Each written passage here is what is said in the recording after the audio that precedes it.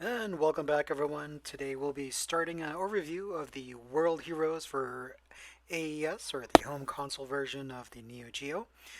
This, of course, is the first in the game, which came out in 1992 as far as the World Heroes series of games, and I'll be doing basically each game in the series itself in future videos. This first game is released in 1992, as I mentioned, and basically is very similar to the original Street Fighter 2, also released around that same time, 1991/1992. It has a very similar 8 characters to select or choose from. You can't select any of the bosses, and the characters themselves have different locations based on, and each stage is actually based and matched to each character, taken from different time periods. As mentioned, of course, is releasing in July 28 of 1992 in the arcades. This game is a bit more of an unabashed, I would say, copy or inspired by Street Fighter 2. Again, as I mentioned, having that same 8 characters from, instead of being just around the world, they're also around from different time periods. It was released by SNK, but programmed and developed by Alpha Denshi, and of course now released by the Hamster Corporation as part of their ACA line of games for both the Nintendo Switch, Sony PlayStation, Xbox, consoles as well. This game was released on the Neo Geo CD, of course, originally on PS2, PlayStation Portable. Was even released back on the Mega Drive, Genesis, Super Nintendo, even the Wii Virtual Console. And so there's definitely other ways you can play this game. To be honest, I only played this in the arcades when it first came out in 1992 briefly.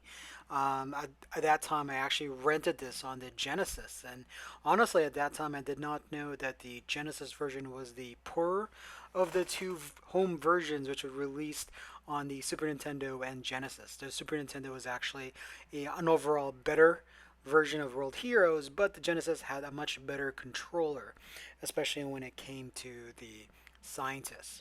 Taking a little bit of the 80s and 90s kind of storyline nostalgia, the scientist is also called the Dr. Brown, famous for the Back to the Future series, a little bit of a nod there, who perfects a time travel machine and basically gives a good backstory to be able to have different characters around the world while not being exactly the same like Street Fighter 2, as they're coming from different time periods, so to speak. One other piece that's a little bit different, you can choose from a normal game or a deathmatch game. The deathmatch game gives you basically arenas or stages where there'll actually be either flames, spikes, or electricity in a ring, and if you were to bounce your opponent into that, they would gain additional damage. So it's kind of cheap also, so it could be a little annoying, but if you didn't want to kind of cheap out or get a free game, so to speak, it's a good way to spam against the computer. But then sometimes when the computer, of course, input reads, it's a good time for them to spam you. As I originally mentioned, it is developed by ADK, and the of course there are definitely different characters that were released in this game that does have some controls very similar to Street Fighter, as you see here. Fuma and Hanzo are your requisites, basically character swaps, much like Ryu and Ken, where they have very similar motions as far as dragon punches, kind of a spinning kick, so to speak, and of course a fireball type projectile. Here you've got to see also Dragon as well against Jan, who is Dragon, of course, is based off Bruce Lee, and Jan is basically from Jean of Arc. The game its play itself is a little bit different. It's actually only 3 buttons: a punch, a kick, and a throw button. And one thing that they did kind of grab from the first Street Fighter is, depending on the length of the press on the punch or kick button, would then determine whether or not it is a quick punch or a hard punch, quick kick or a hard attack. So, it actually uses a little bit less, which is why it made such a decent transfer control wise to the Sega Genesis. Of course, as I mentioned, the 8 characters themselves, you've got Hanzo, who's the main protagonist of the game, Fuma Kotaro, who is basically his rival, Kim Dragon, based off Bruce Lee, Jean d'Arc, of course, based off Jean of Arc, Jay Karn, a Mongolian warrior. Muscle Power, who bears a very striking resemblance to Hulk Hogan. Brocken, who is a robot developed by Dr. Brown for the Nazi army, who has very similar motions and moves, such like Dalsim. Rasputin, who is a leader, of course, of a cult in Russia, is actually really annoying to fight against if you fight him in one of the later stages. The boss for this game is Gijis, who is an artificial polymorphic being. I think basically very similar to Durandal, who was, of course, in the Virtua Fighter series, which came much later. As far as the stages themselves, there's some bonus games. There is a Smash the Stone stage and also a Destroy the Pot stage in regards to the bonus game, which you will see in the videos. As far as the stages, you've got a marketplace in Japan, a monkey park in Japan, the circus camp in France, a temple in China, a cage match in the USA, the imperial barracks in Mongolia, a clock tower in Russia, a military base in Germany, and last but not least, the space station base when you fight Gijis.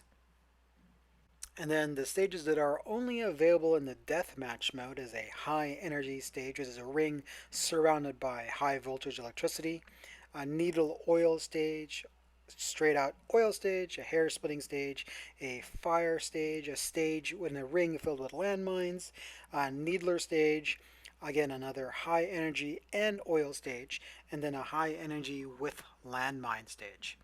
Again, these are only available in the deathmatch portion of the or version of the section of the game or mode of the game. Now, this game definitely holds a special place in my heart, or these series of games, I should say, hold a special place in my heart. World Heroes was great for its time in 1992, but was definitely surpassed by World Heroes 2 and World Heroes Perfect. So, if I had to choose from the World Heroes series, 2 and Perfect would be my favorite versions of the game. I definitely would love to have a compendium of this released in physical version. You can pick it up on PS4 as part of the World Heroes collection, which is actually pretty sweet. And also wouldn't mind it if SNK Playmore decided to bring this stage or even reboot World Heroes with all its characters back to the current gen consoles and of course PC. This game itself definitely I would say is a great nostalgia type game. It harkens back to a lot of the kind of gameplays and ideas back in 1992, which really made this one of the landmark series for SNK. I will say, as a first game in the series, it is better than Fatal Fury. Of course, it came out a year later, so a lot of the advances that came from Street Fighter 2 were definitely helped, I should say, inspire the gameplay that comes here in World Heroes 1. I am, of course, looking forward to playing and doing a quick overview of the other games in the series. There's been 4 games overall, and one of the last game, which is the 5th game, was actually World Heroes for Portable. You can even pick this up. It was just actually also even released, I believe, on the iOS and Android, but I'm not a huge fan of touch gameplay. I do prefer having a actual joystick or controller when it comes to these games. Um, this game itself, if you can or if you wanted to pick it up physically, I think you'll have to look on eBay or old resellers for the PS2 version of the World Heroes collection. The other piece, of course, is the hope that this will be released by Limited Run Games. They've been revisiting a lot of the Neo Geo titles, and since this was released on PS2, hopefully it'll be released on PS4 in a similar type of a compendium. Um, or I'm also still hoping for a Switch release of this game physically as part of a collection, and again also a reboot using Unreal Engine 4 or 5. If you see this game on sale on either on Steam, PlayStation, or Xbox for $3.99 or basically $4, totally recommend it. It's still a very fun game, even though it's a smaller, more focused roster of 8 characters. Not as much variety, since 2 of the characters are very similar, much like Ryu and Ken. Fuma and Hanzo have very similar moves.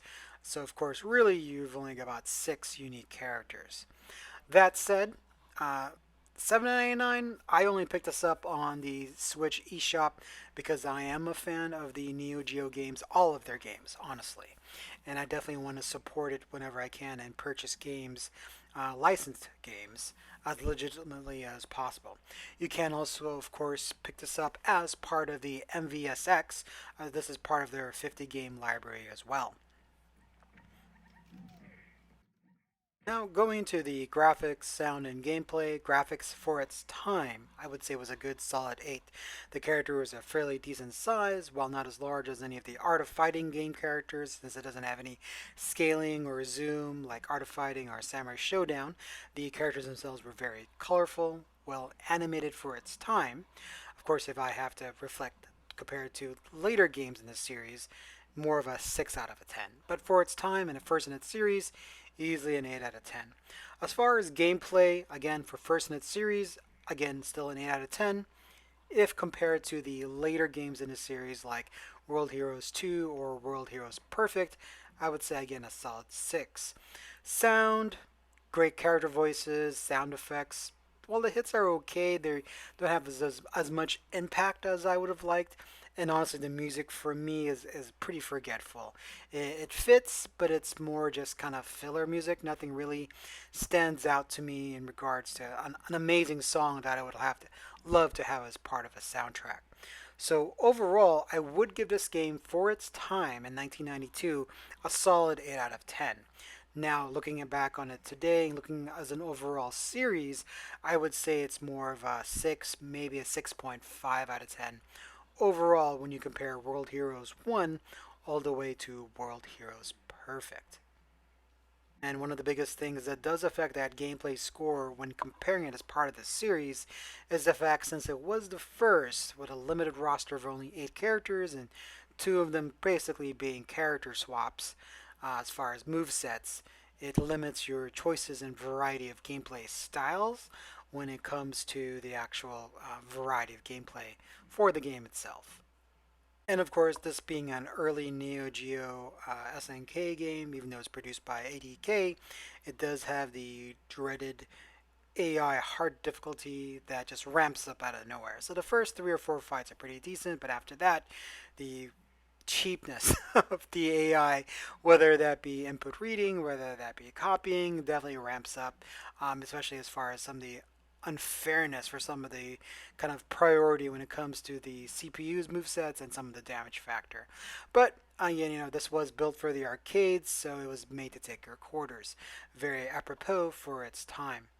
So again, folks, I'm glad this is a pretty brief kind of overview. I'm glad that everyone got a chance to watch. Please like, comment, subscribe. All of my thoughts and overviews for every game are my own, and they are not sponsored in any way. So again, everyone, thanks for watching. Appreciate it, and have a great Easter weekend.